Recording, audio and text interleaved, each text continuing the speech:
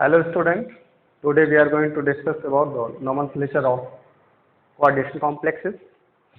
So now we will start about the nomenclature of coordination complexes. Nomenclature की जब बात होती है तो वहाँ पे IUPAC का मेंशन किया जाता है, IUPAC nomenclature, IUPAC nomenclature. ये IUPAC जो है एक इंटरनेशनल जो है सिस्टम है जिसके अंतर्गत हम लोग जो है किसी भी ऑर्गेनिक कंपाउंड का या इनऑर्गेनिक कंपाउंड का नामोक्लेचर करते हैं या उसकी नेमिंग करते हैं। IUPAC जो है ये कैसे ओरिजिन हुई, थोड़ी सी मैं इसके बारे में थोड़ी सी हिस्टोरिकल बैकग्राउंड बताऊं। जब ऑर्गेनिक इनऑर्गेनिक कंपाउंड के ऑर्गेनिक और इनऑर्गेनिक कंपाउंड बढ़ते जा रहे थे, ऑर्गेनिक केमिस्ट्री की मैं बात बताऊं, जब ऑर्गेनिक कंपाउंड दिन ब दिन बढ़ते जा रहे थे, एक मिनट में 2-3 ऑर्गेनिक कंपाउंड की खोज होने लगी, तो ऐसी स्थिति में पहले जो ऑर्गेनिक कंपाउंड का नामोक्लेचर किया जाता था वो साइंटिस्ट जो है अपने हिसाब से नाम करते थे, मीन्स उसके प्रॉपर्टीज के आधार पर, उसके सोर्स के आधार पर, या साइंटिस्ट जो है मनचाहा उसका नाम रख देते थे।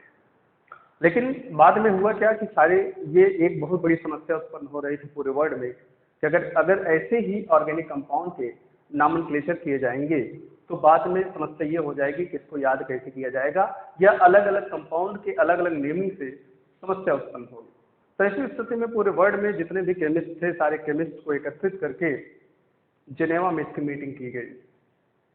जेनेवा में जब इसकी मीटिंग की गई तो उसमें यह प्रस्ताव रखा गया कि किसी भी कंपाउंड का नामोक्लेचर कैसे किया जाए।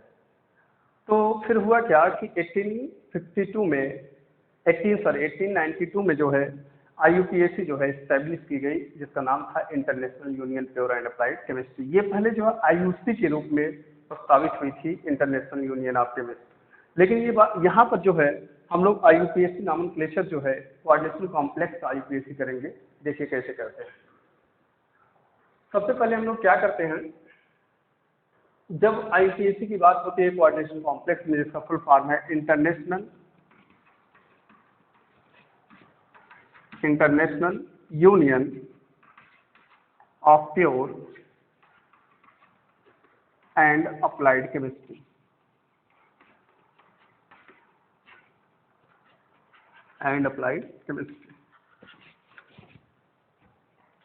कोऑर्डिनेशन कॉम्प्लेक्स का नामोक्लेचर हम लोग कर रहे हैं।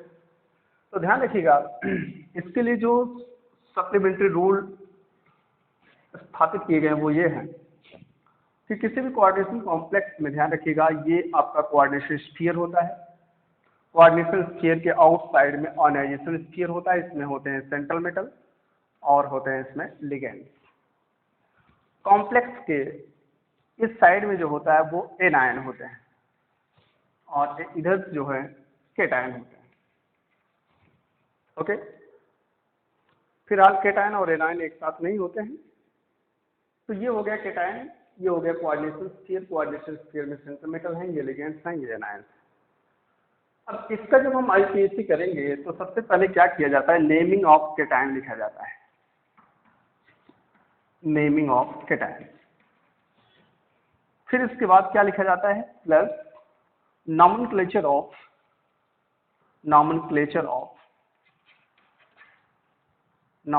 Of ligand.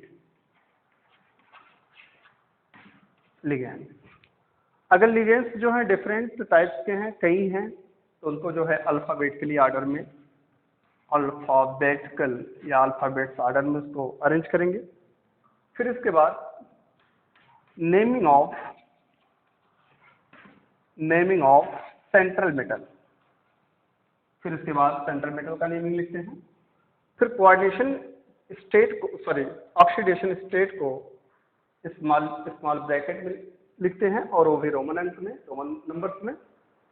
फिर at last naming of anion लिखते हैं, नेमिंग ऑफ एनायन। तो इसी फार्मूला पे जो है जितने भी कोऑर्डिनेशन कॉम्प्लेक्स हैं सबका IUPAC किया जाएगा। First of all naming of cations, then nomenclature of ligand. If more than one different types of ligands are present, then it will arrange alphabets order. Then naming of central metal with oxidation state, then naming of anions. Okay, अब हम लोग क्या करेंगे, एक एक point पर discuss करेंगे cation की नेमिंग कैसे लिखते हैं।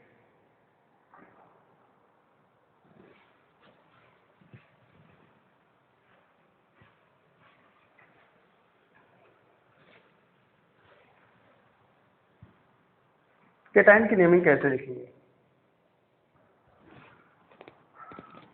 Naming of cation.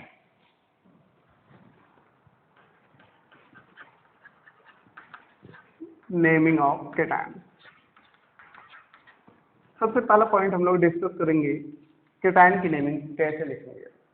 देखो, होता क्या है कि नेमिंग ऑफ केटायन करने का तात्पर्य होगा कि जैसे K4FeCN6 है,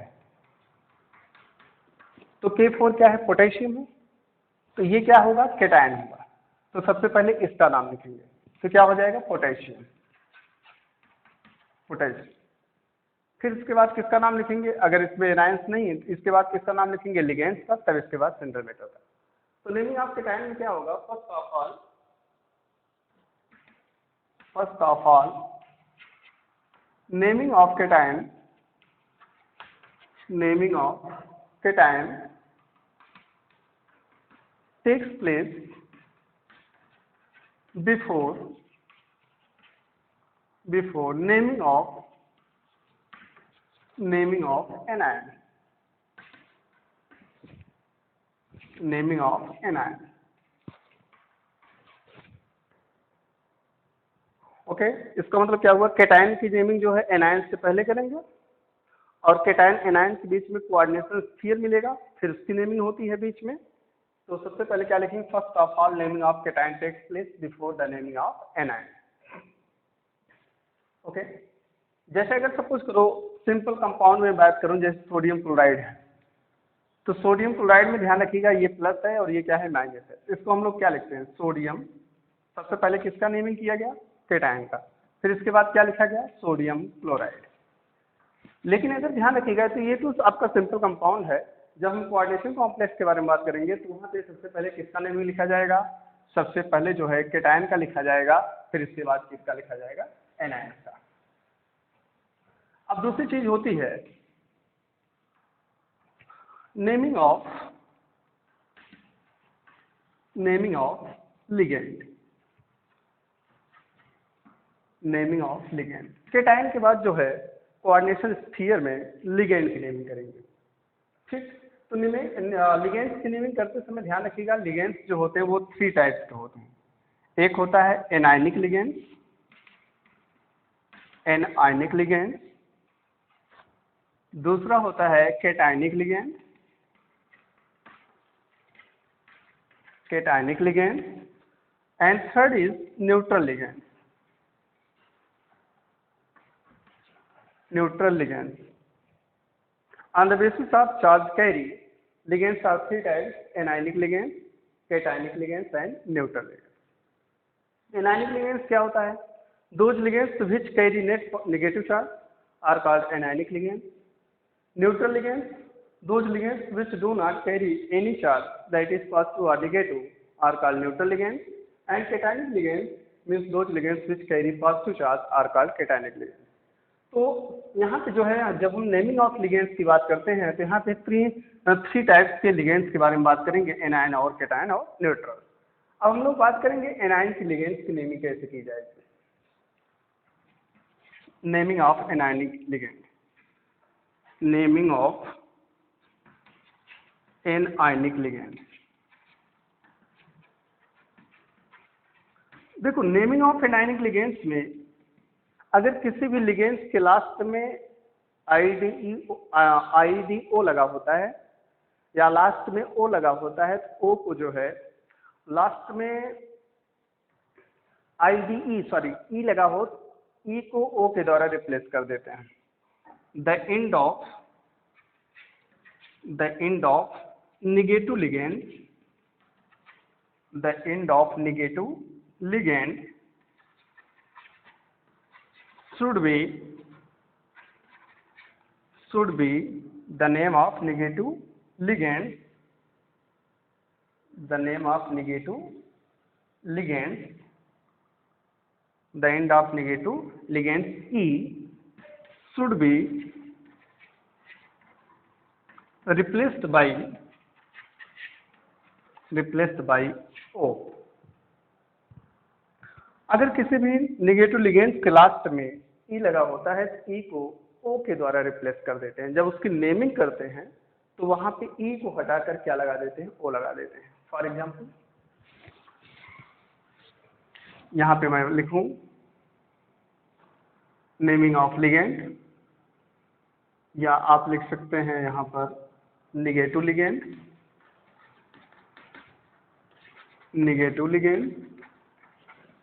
और उसके नेमिंग,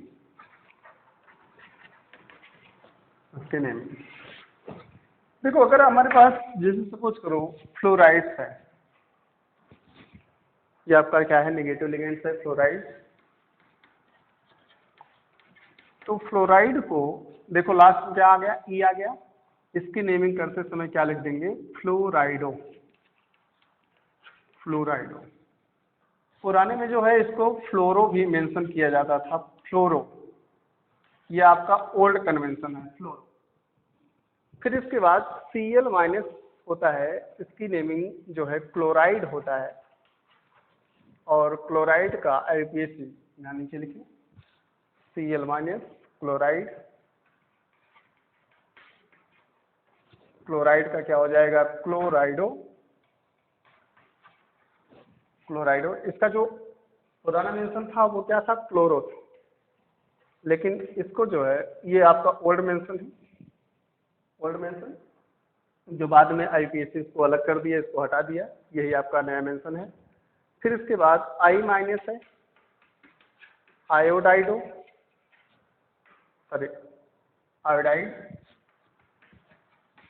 का क्या हो जाएगा, आयोडाइडो। यहाँ एक और छूट गया, ब्रोमाइड, इसको ऊपर लिख देना चाहिए था, चलिए कोई बात नहीं। ब्रोमाइड का क्या हो जाएगा, ब्रोमाइडो।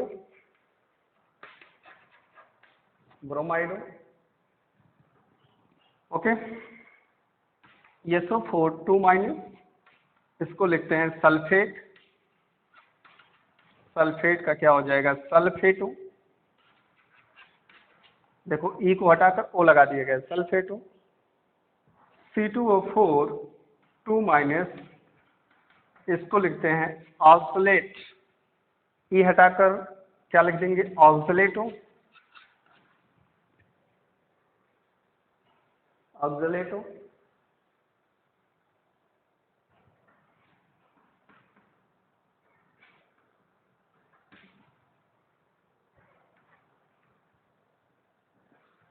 CH3COO- एसीटेट का क्या हो जाएगा, एसीटेटो।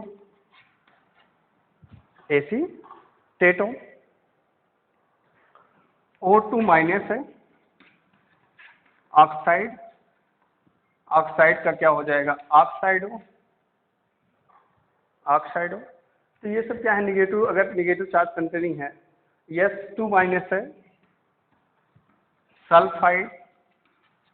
सल्फाइड का क्या हो जाएगा, सल्फाइडो।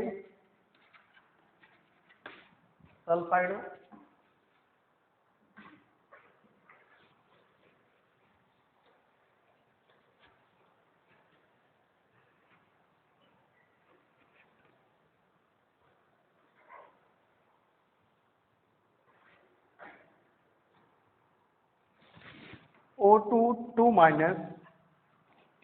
पर ऑक्साइड का क्या हो जाएगा, पर ऑक्साइडो। O2- ये आपका है सुपर ऑक्साइड, इसका हो जाएगा सुपर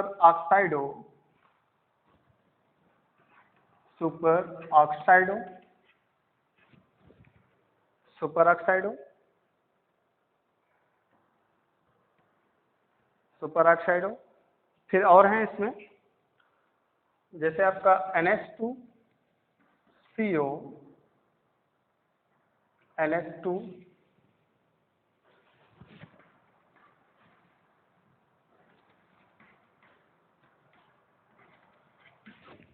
NH2CH2COO माइनस, ग्लाइसिनेट होता है इसका, ग्लाइसिनेट का क्या हो जाएगा, glycinato, glycinato, H2O3 minus,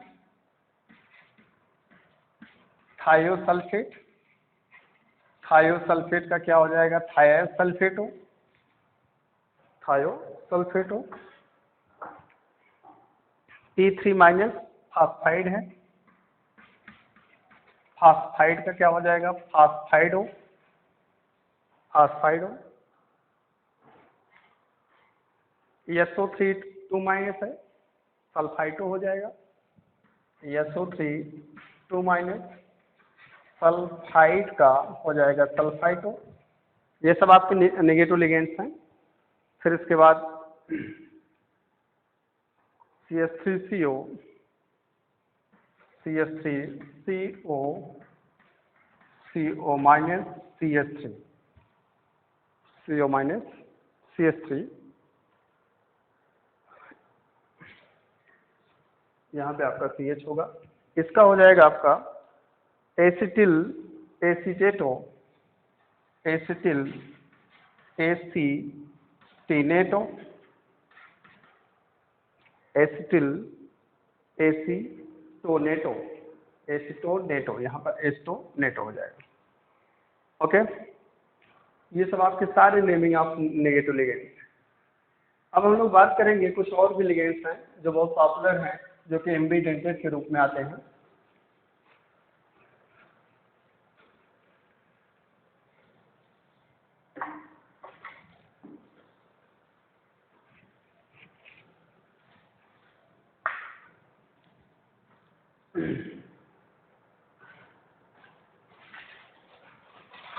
ambidentate में NO2 माइनस है, nitrito, ONO minus, OCN minus, NCO minus, SCN minus, NCS minus, CN minus, NC minus, HS minus, NH2 minus,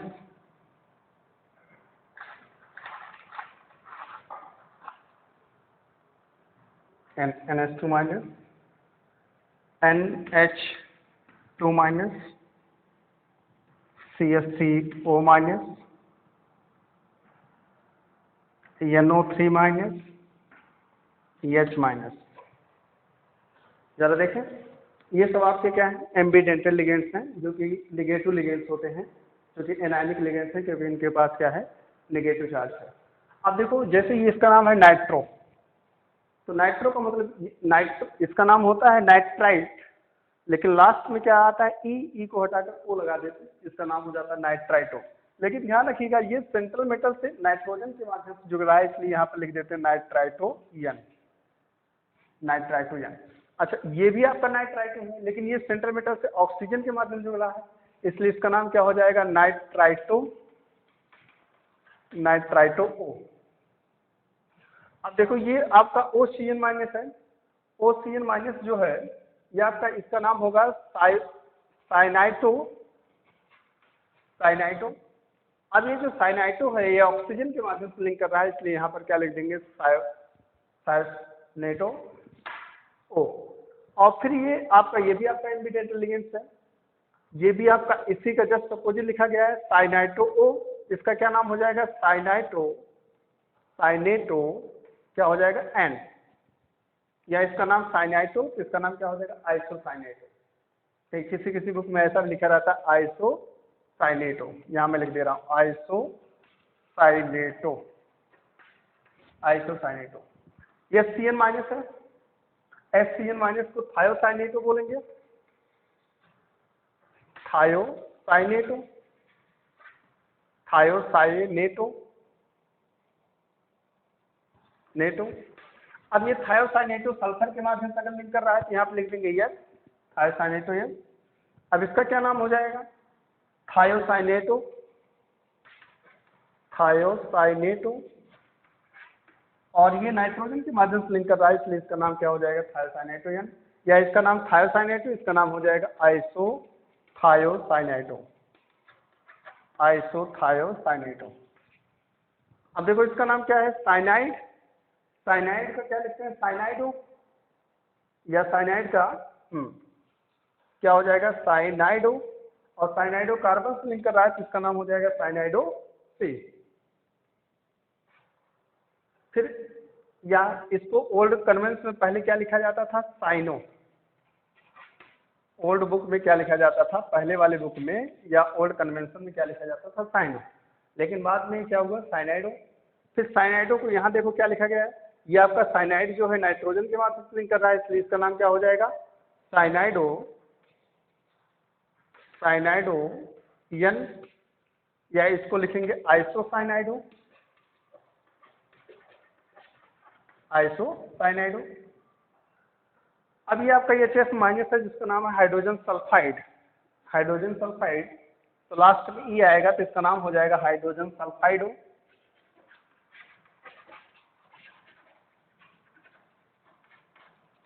hydrogen सल्फाइडो। Okay, NH2 है, NH2 का नाम होता है एमाइडो, एमाइड है तो एमाइडो, ये आपका NH2 माइनस है, इसका नाम हो जाएगा इमाइडो, इमाइडो। ये CH3O माइनस है, CH3O माइनस को हम लोग क्या बोलेंगे, मेथॉक्साइडो, मेथॉक्साइडो। ये आपका NO3 माइनस है, NO3 माइनस को हम लोग क्या लिखेंगे यहाँ पर, नाइट्राइडो, नाइट्राइडो, और हाइड्रोजन को क्या लिखेंगे, हाइड्राइडो। ओके, अगर आपका OH माइनस है, इसको भी क्या लिखते हैं, हाइड्रोक्साइडो, हाइड्रोक्साइडो। ओके, तो ये सब क्या है, नेमिंग ऑफ एनायनिक लिगेंड्स है, ये सब, ये जो है आपके एम्बीडेंटल लिगेंड्स, एम्बीडेंटल लिगेंड्स। एम्बीडेंटल लिगेंड्स क्या होते हैं, those ligands which ligates through more than 2 atoms are called ambidental ligands। Means ऐसा लिगेंड्स जिसके पास 2 डोनर ग्रुप्स होते हैं, जो सेंट्रल मेटल को किसी एक डोनर ग्रुप के माध्यम से इलेक्ट्रॉन पेयर प्रोवाइड कर सकते हैं, उसको हम लोग क्या बोलते हैं, एम्बीडेंटल लिगेंड्स। अब देखो ये सब आपके एनायनिक लिगेंड्स हो गए। एनायनिक लिगेंड्स के बाद आपको स्टडी करना होता है कैटायनिक और न्यूट्रल लिगेंड्स के बारे में।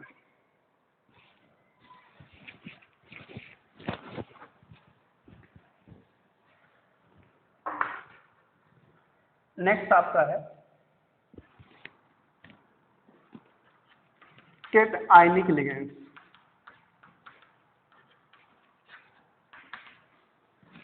कैटायनिक लिगेंड्स क्या होते हैं, means those ligands which carry positive charge, means those ligands which having positive charge called cationic ligand।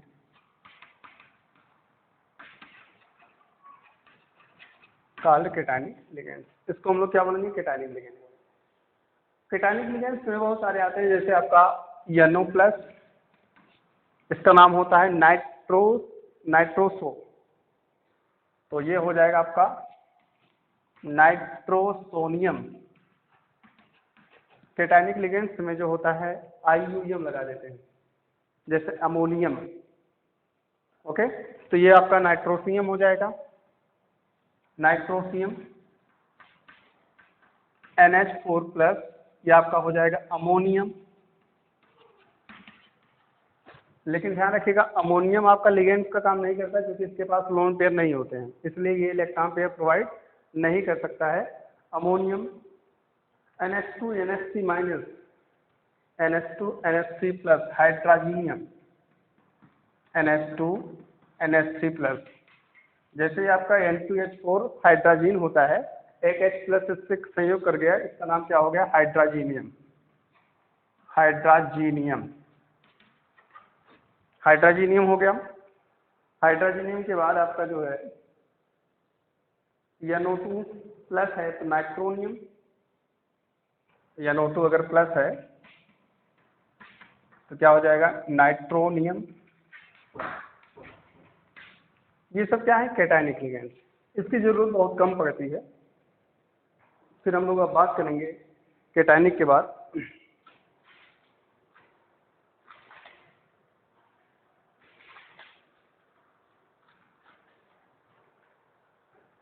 Naming of neutral ligands के बारे में बात करेंगे। Naming of neutral ligands.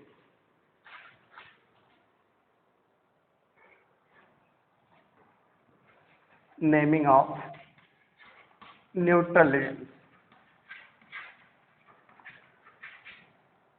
Neutral ligands, neutral ligands क्या होते हैं, ऐसे ligands means those ligands which do not have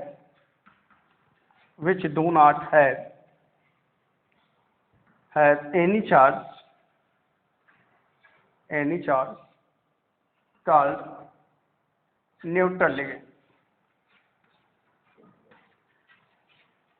neutral ligands में वैसे उसका नाम उसी तरीके से लिख देते हैं, कुछ एक्सेप्शन है, जैसे H2O का नाम होता है एक्वा, पहले इसको एक्वा कहते थे, ये आपका ओल्ड कन्वेंशन है। NH3 है तो इसका नाम हो जाएगा अमीन। ध्यान रखिएगा, अमीन नहीं लिखा जाएगा, AMINE नहीं लिखा जाएगा, ये नहीं लिखा जाएगा, अमीन, AMMIN, अमीन। ओके,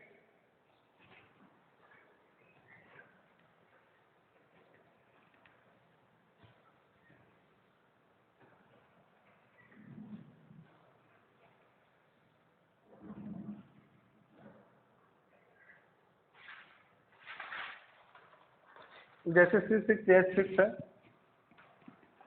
ये आपका बेंजीन है तो बेंजीन ही लिखा जाएगा।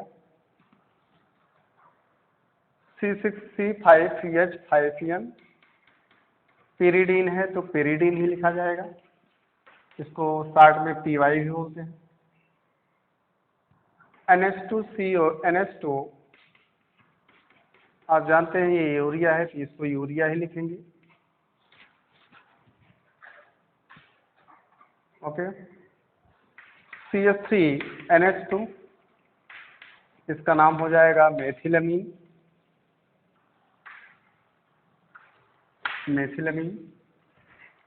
CH3NH2 यहाँ CH2 कर दें और यहाँ CH2NH2 बहुत ही पॉपुलर न्यूट्रल लिगेंड्स है जिसका नाम है एथिल डाइमीन।